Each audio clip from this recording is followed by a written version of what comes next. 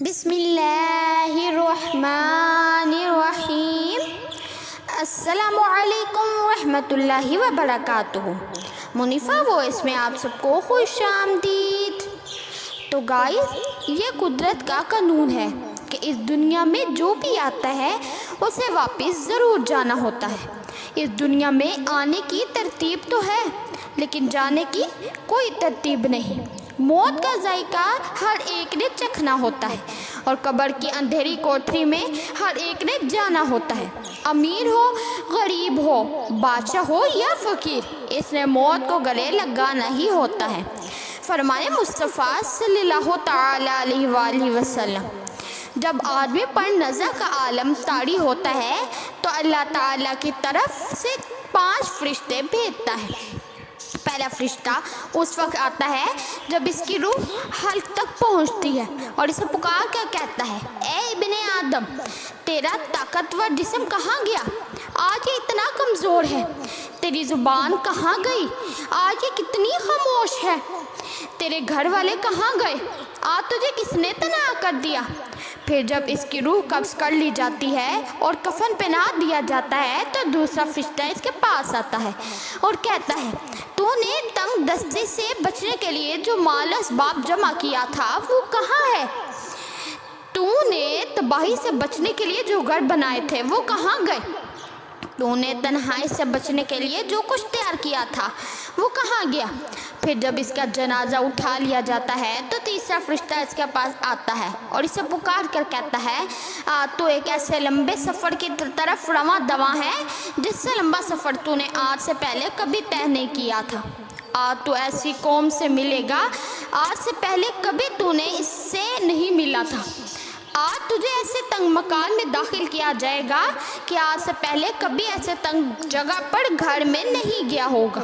اگر تو نے اللہ تعالیٰ کی رضا پانے میں کامیاب ہو گیا تو تیری خوش بختی ہے، اور اگر تجھ سے اللہ ناراض ہوا تو یہ تیری بدبختی ہے۔ پھر جب اسے لحد میں اتار دیا جاتا ہے تو چوتھا فرشتہ اس کے پاس آتا ہے اور کہتا ہے، اے ابن آدم، کل تک تو زمین کے پیٹھ پر چلتا تھا اور آج تو اس کے اندر ہے۔ کل تک تو اس کے پیٹ پر ہنستا تھا اور آج تو اس کے اندر رو رہا ہے۔ کل تک تو اس کے پیٹ پر گناہ کرتا تھا اور آج تو اس کے اندر نادم و شرمندہ ہے۔ پھر جب اس کی قبر پر مٹی ڈال دی جاتی ہے اور اس کے اہل و عیال، دوست اور عزیز اسے چھوڑ کر چلے جاتے ہیں تو 5 فرشتہ اس کے پاس آتا ہے اور کہتا ہے، اے ابن آدم، وہ لوگ تجھے دفن کر کے چلے گئے، اگر وہ تیرے پاس ٹھہر بھی جاتے تو کچھ فائدہ نہ پہنچا سکتے۔ تو نے مال جمع کیا اور اسے غیروں کے لیے چھوڑ دیا۔ یا تو جنت کے اعلیٰ باغات کی طرف بھیجا جائے گا یا بھڑکتی ہوئی آگ میں داخل کر دیا جائے گا۔ اے پیارے بھائیوں، یہ زندگی بڑی مختصر ہے، اس کا کوئی پتہ نہیں کب ختم ہو جائے اور کب موت آ جائے۔ اس دنیا میں آنے کا ہمارا مقصد ہے کہ اللہ تعالیٰ کی عبادت کریں، اچھے اور نیک اعمال کریں، نہ کہ اپنی زندگی گناہوں میں گزار دیں۔ ہمیں موت آنی ہے اور ہم نے قبر میں جانا ہے، مگر افسوس کی بات یہ ہے کہ ہم اس کے لیے کوئی تیاری نہیں کرتے۔ ہم نے خود کو تیار نہیں کیا۔ ہمارے پاس وہاں جانے کے لیے کچھ نہیں، لیکن ہمارے پاس وقت اور صحت یاب دن ہے، اور اللہ تعالیٰ نے ہمیں ہر قسم کے معذوری سے بچایا ہوا ہے۔ ہمیں چاہیے کہ ہم اس دنیا میں نیکی کریں، اچھے کام کریں اور اپنی زندگی اس راستے پر ڈال دیں جس کا ہمیں ہمارے پیارے نبی حضرت محمد مصطفیٰ صلی اللہ تعالیٰ علیہ وآلہ وسلم نے بتایا ہے۔